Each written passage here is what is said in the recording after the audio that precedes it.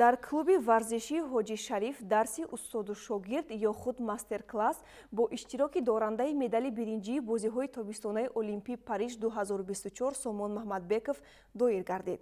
Сомон пас аз иштирок дар бозиҳои Олимпии Париж бори аввал ба толори худ баргашт ки насли наврас ва дӯстдорони ин намуди варзиш ӯро гарму самимӣ пешвоз гирифтанд ва ҳамзамон ин варзишгари муваффақ ба ҷудокорони оянда якчанд усулҳои маъмули ҷудоро нишон дод.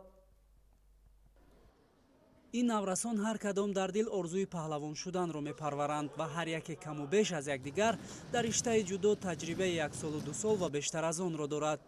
имрӯз бо як хушҳолии беандоза интизори онанд бо ҳамклубии худашон ки дар бозиҳои Олимпии Париж бо дастоварди арзанда ба ватан баргаштааст ва пас аз пирӯзиаш аввалин бор вохӯранд.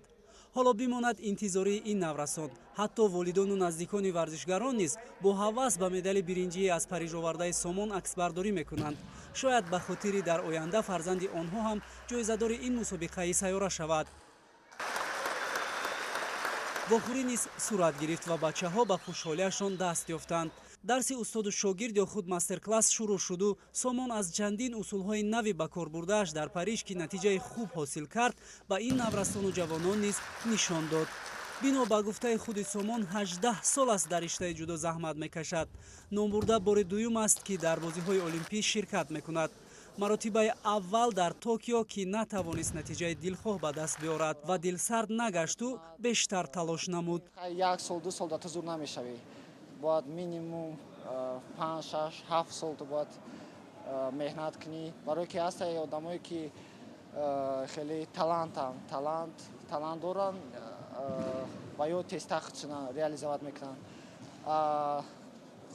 талант просто ки трудолюбивый вай дертар меояд. Не ки ман ҳисоб мекунам ки ту бояд трудолюбивый бошӣ. вақте ки ман машқ мекардам 8 сола 9 сола будам, ман мехостам ранги ҷудокорои ҷапон бошам. хеле ки ваё техникаошон метиҳанд, хеле гӯштӣ мегиранд.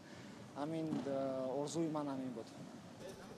риштаи ҷудо дар Тоҷикистон тарафдорони зиёд дорад. аз алоқамандии ин бачаҳо ба ин навъи варзиш ба хубӣ мушоҳида кардан мумкин аст ки дар оянда паҳлавонони навро аз кишвар дар майдонҳои бузурги ҷудо хоҳем дид. баргузоркунандагони ин мастер-класс бар он назаранд ки чунин вохӯриҳо барои бештар рӯҳбаланд намудан ва завқманд намудани наврасон мусоидат мекунад. баъди ба даст овардани медали биринҷии Сомон ва Тимур Раҳимов ман фикр дорам ки бо ҳавасмандони дзюдо бояд дар тамоми ҷумҳурӣ дучанд мешавад. гузарондани ихел мастер-классҳо бачаҳоро як бор дига мотиватсия метиҳад ки мо дар ҷумҳурии худмон бо ҳамхели варзишгаро дорем, ҳамхели чемпионо дорем ки ҳамхели мастер-классҳои ки дигар пеш аз ин дигар мисол бигирем ки чемпионо меомаданд мегузаронанд, аммо дар ҳудуди худмон бо чемпионои худмон метавонанд ки ҳамхели мастер-классҳо гузаронанд. на балки дар худи Душанбе мо мақсад дорем ки дар тамоми минтақаҳои ҷумҳурӣ ҳамин мастер-классҳоро доир кунем.